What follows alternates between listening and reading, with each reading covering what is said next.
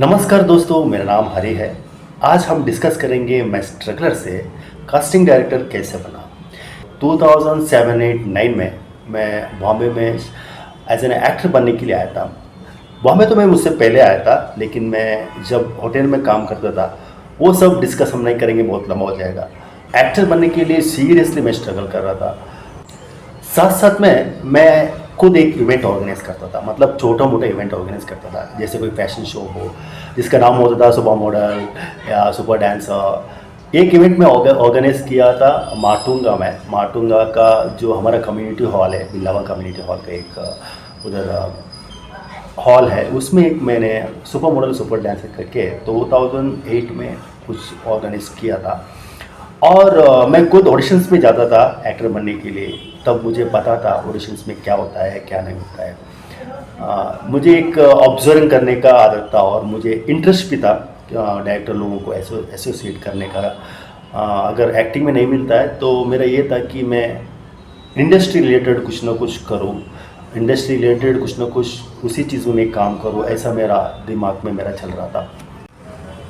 तब मुझे एक बैंगलोर का डायरेक्टर का पहचान हो गया उधर। वो कुछ फिल्म बना रहे थे और मैं उस टाइम बहुत यंग था और मेरा पूरा कर्ली बाल था इतना सा। तो ऐसा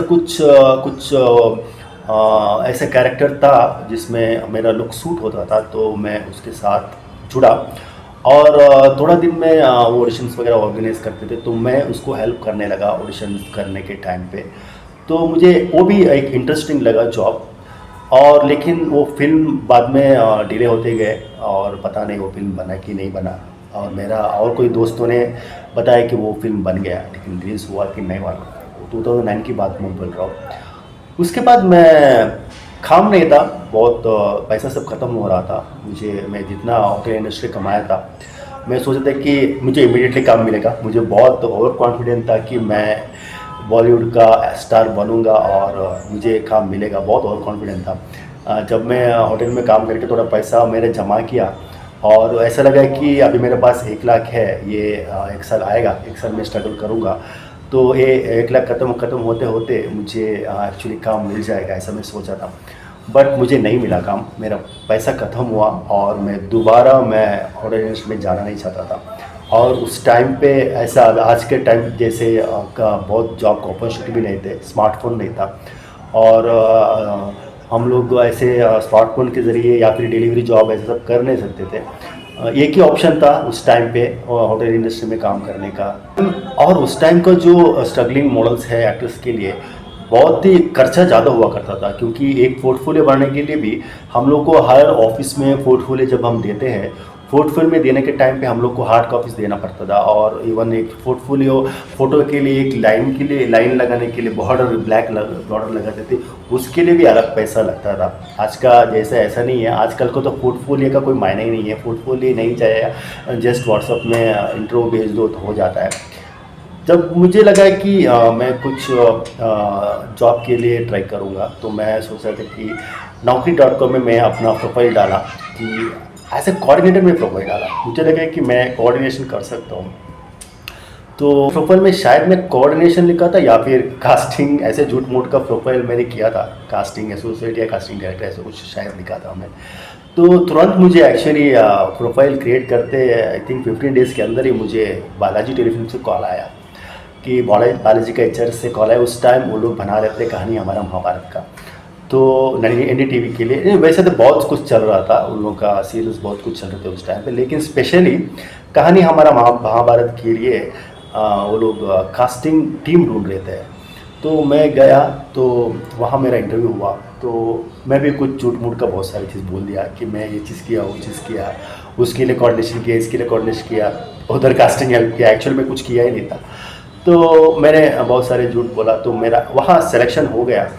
और जो कास्टिंग हेड थे वो पूछे कि हम लोग को महाभारत के लिए बहुत सारे एक्टर्स चाहिए, कि तुम कितनों को भी कास्टिंग कर सकते हो क्या? तो वो बोले हाँ। मैं बोला कि हाँ, मैं कितनों को भी कर सकता हूँ कास्टिंग के लिए।